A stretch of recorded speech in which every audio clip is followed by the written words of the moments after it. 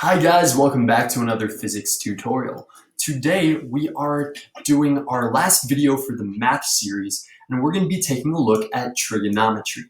So trigonometry is a branch of math that deals with right triangles. Those are triangles with a right angle in it, or a 90-degree angle in it. And these right triangles are powerful tools for us in physics, and so we're going to need to be able to use them in specific ways. So the first section that we're going to tackle today is Pythagorean Theorem.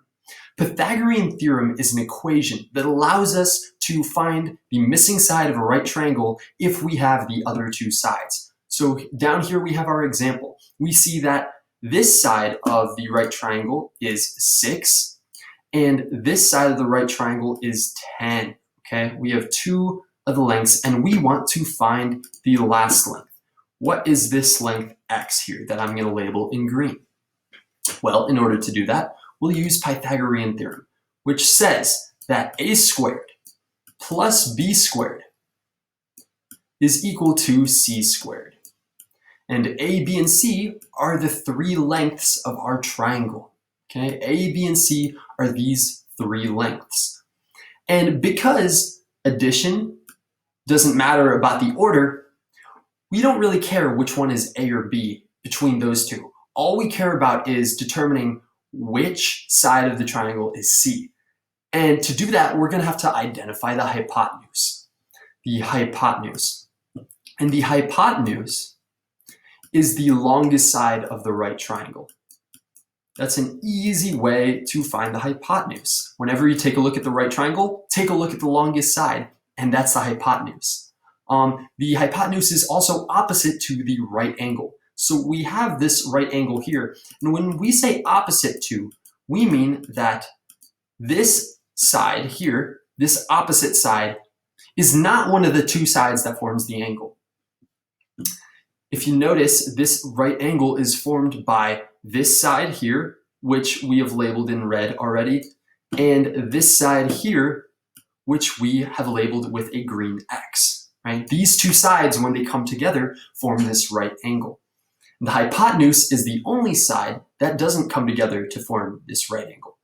So our hypotenuse is here in blue, the longest side of our right triangle, or opposite to the right angle. So 10 is our hypotenuse, and our hypotenuse in Pythagorean theorem is always going to be C. So we're always going to say that whatever the value for our hypotenuse is C. In this case, that's going to be 10. So let's go ahead and fill in this equation. We got 10 instead of C, okay? And now instead of A and B, we're going to fill in one of our other sides. So 6 is one of our other sides, and then the side we're solving for here, X, okay? It doesn't matter the order of these. We could rearrange the order, because again, the order of addition doesn't matter. So we could make A X and B 6. So now we've set up the equation.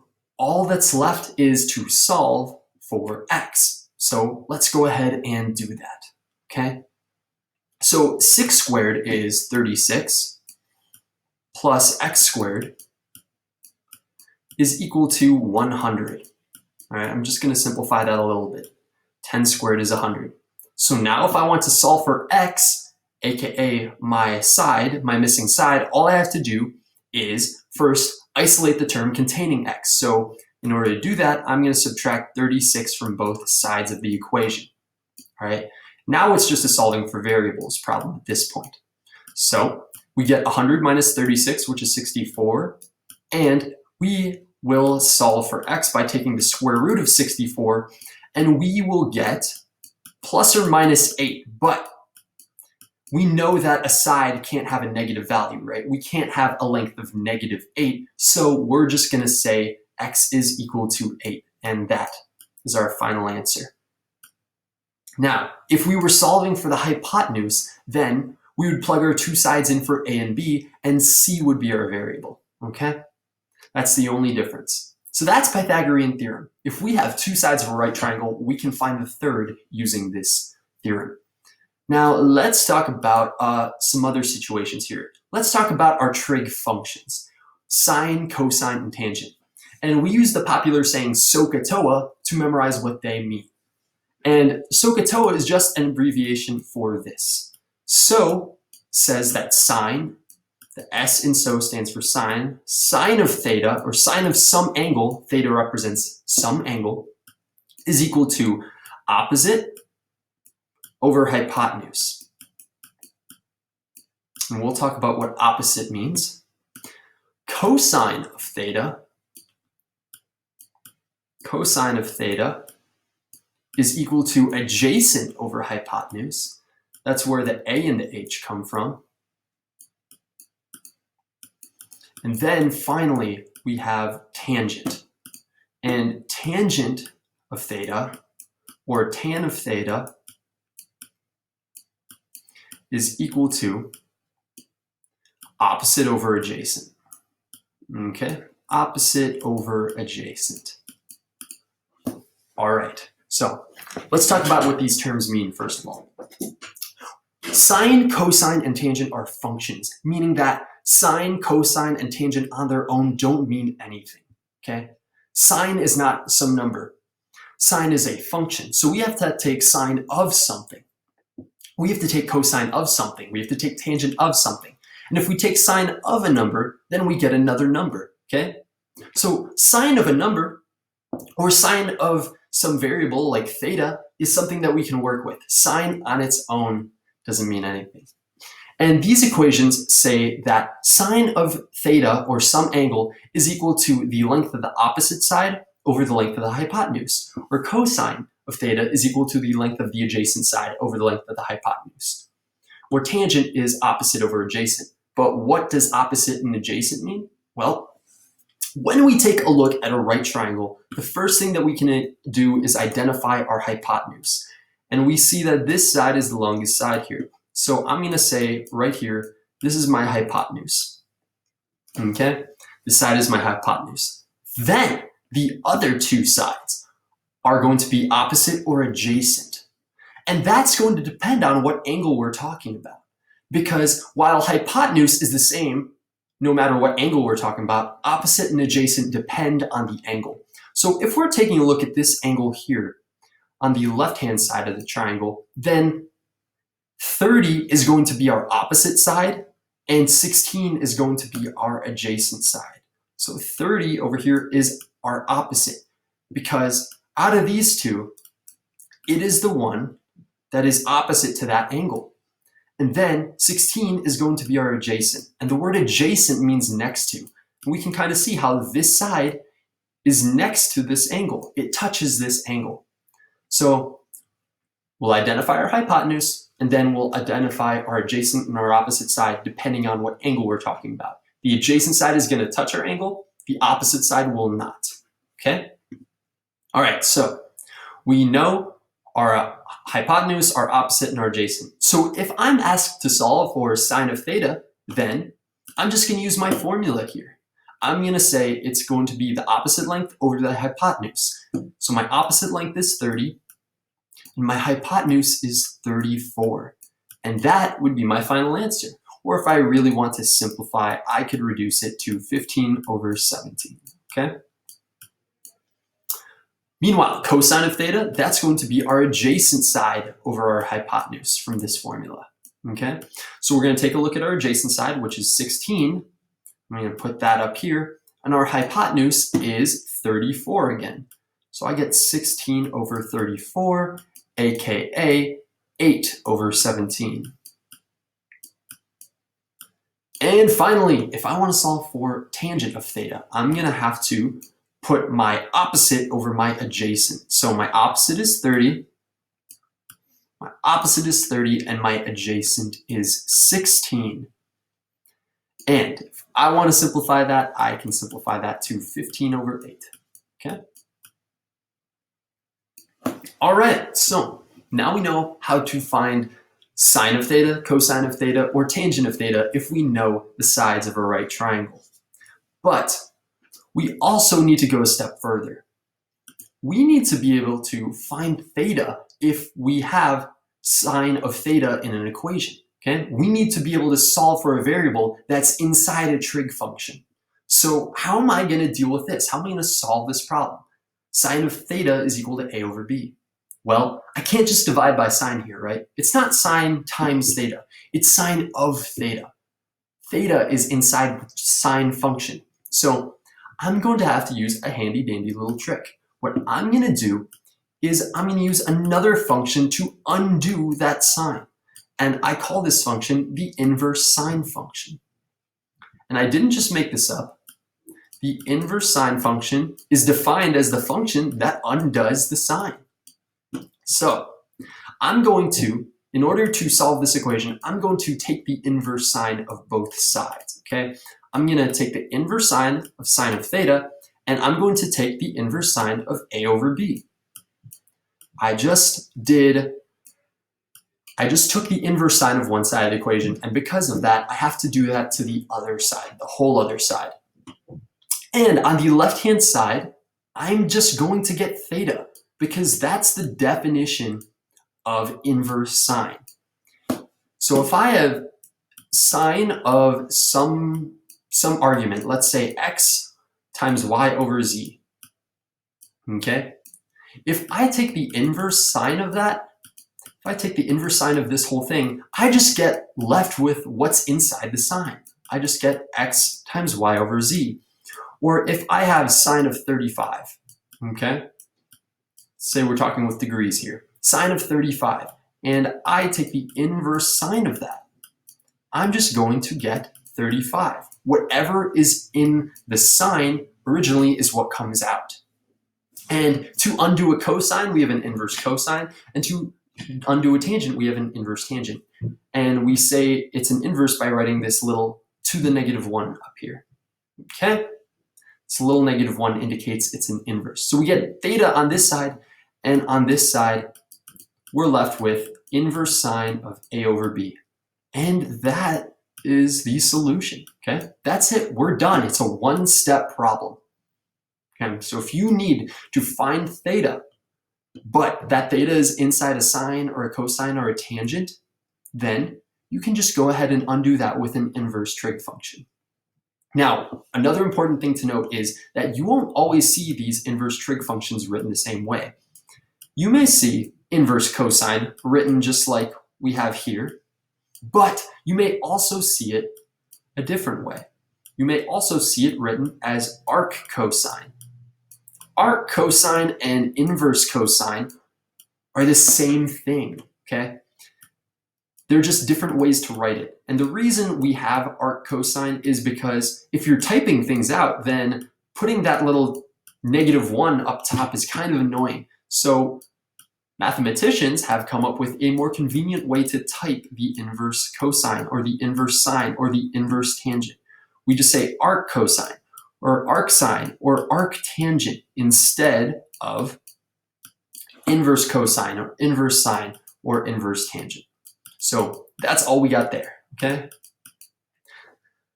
All right, and that little triple equal sign, that just means defined as, okay? It's like an equal sign except for a definition, all right? Okay, so let's move on now that we understand our inverse trig functions. So here it's asking me to solve for theta for this equation. Now, the way I'm going to approach this is I'm going to go ahead and use my Sohcahtoa. And I would advise writing this at the top of any test you take involving trig. Just write it right away, Sohcahtoa. And it's asking me to solve for this angle theta. Okay, well, I know that this is a right triangle, so I can use my trig function. So let's just write down a definition that I might use and plug in and see where it takes me. But which definition am I going to use? Am I going to use the definition for sine of theta, where sine of theta is equal to the opposite side over the hypotenuse? Am I going to use the cosine, where cosine of theta is equal to adjacent over hypotenuse? Or am I going to use the tangent of theta is equal to opposite over adjacent? Well, it depends on what two sides we have labeled. Let's take a look. So for this angle, well, for this triangle, this is the hypotenuse, right? This is the longest side. So we already know that this is the hypotenuse. And so that's one of our two sides. Now what's the other side? Well, this side right here, is it touching the angle we're talking about? Yeah, it is. So it's our adjacent side, okay? So we have our opposite side, or apologies, our hypotenuse and our adjacent. So if we have adjacent and hypotenuse, we're looking for A and H. And lo and behold, we will find that in the cosine trig function, okay? So we're gonna be using the formula cosine of theta is equal to adjacent over hypotenuse. Alrighty, so now we have this formula right here. All we have to do is plug in our values. So let's go ahead and get started with that. There are three things we can plug in for. There's theta, there's adjacent, and there's hypotenuse. Well, theta is what we're trying to solve for. So we're gonna leave that be for now, okay? We don't know what theta is, but we do know what our adjacent side is, it's 10, and we do know what our hypotenuse is, it's 24, okay? So we have cosine of theta is equal to 10 over 24. Well, all right, I have a cosine, and I'm trying to find theta, but theta's inside my cosine. So what am I gonna use to solve for this? Oh, right, I have my inverse trig functions. So that's what I'm gonna do. I am going to take the inverse cosine of both sides of this equation. All right, I'm gonna take the inverse cosine of the left-hand side and the inverse cosine of the right-hand side. And I am going to end up with what on the left-hand side? That's right, just theta, or just the inside of my cosine. All that's there is theta. And then on the right-hand side, I just took the inverse cosine of my right-hand side, aka 10 over 24. Okay, so this is my answer. Theta is equal to the inverse cosine of 10 over 24. And I'm just gonna go ahead and punch inverse cosine of 10 over 24 in my calculator. And I will get a final answer of 65.38 degrees, or let's just round to 65.4 degrees, okay? 65.4 degrees, and that is my final answer for theta. Remember, this is physics, so we're gonna be using degrees, not radians, okay? Make sure your calculator is in degrees mode when you're doing this. If your calculator is in radians mode, you might get a funny answer when you punch in inverse cosine of 10 over 24, so watch out for that, okay? All right, so that's how we solve for a missing angle in a right triangle using our trig functions. We were given two sides and we were able to find a missing angle. Now, if we are given one side and an angle, can we find a missing side? Absolutely we can, okay? If we have two pieces of the puzzle, we can find the third. So this problem is asking me to solve for x, okay? And they give me that this angle is equal to 35 degrees and that this side length is equal to 5. So let's go back to our Sohcahtoa. We need to decide what two sides are involved here. What two sides do we have labeled? Well, let's start with the hypotenuse. Which one's the hypotenuse? It's the longest one. So it's this side. Okay, well that's our hypotenuse. So we just have to decide between opposite and adjacent. And this is the side that's touching the angle that I'm talking about. So this is going to be my adjacent. And thus that makes this side the opposite.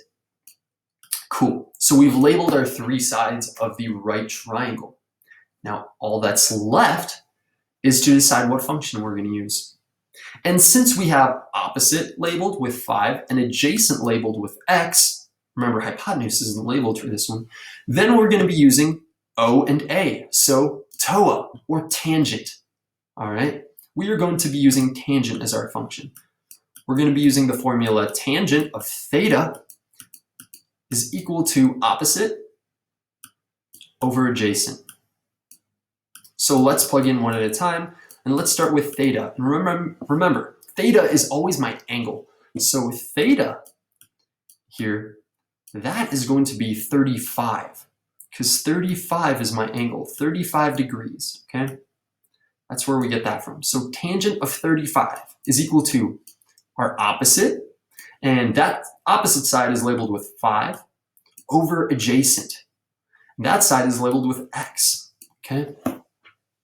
And now we have our equation. So all we need to do is solve for x. All right, how are we going to do that?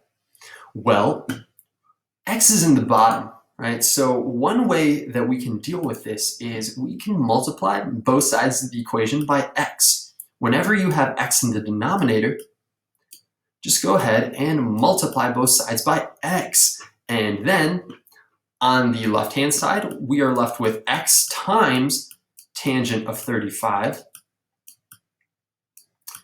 And on the right-hand side, we are left with 5 times x divided by x, but x divided by x is just 1, right? These x's, this x on the bottom and this x on the top, they're going to cancel. We're just left with 5. 5x over x is just equal to 5. So we have x times tangent of 35 is equal to 5. Now we just got to finish this guy off. And remember, we said we can't divide by just tangent, but we can divide by tangent of something. Tangent of 35, that's a number. That's something that we can divide by. So let's go ahead and do that. And our final answer, when we divide both sides of the equation by tangent over 35, or tangent of 35 rather, is going to be x is equal to 5 divided by tangent of 35. And if you have your calculator in degrees mode, you should get that tangent of 35 is roughly 0.7, and that is going to make 5 divided by 0.7 equal to 7.14. That's our final answer for x. So we have solved for this side length. This side is 7.14 units long compared to this side length of 5. So if this side length was 5 meters, this would be 7.14 meters, okay? All right, there you have it, folks. That is trigonometry in a nutshell. So in this video, we covered Pythagorean Theorem, aka how to find the missing side of a right triangle from the other two sides.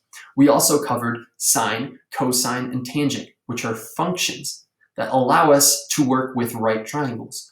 We also covered their counterparts, the inverse trig functions, the undo button for sine, cosine, and tangent. And then we used those skills in order to solve for missing angles and missing sides in right triangles. All right, that's all for today. I hope you guys have a wonderful evening and good luck, young physicists. See you later.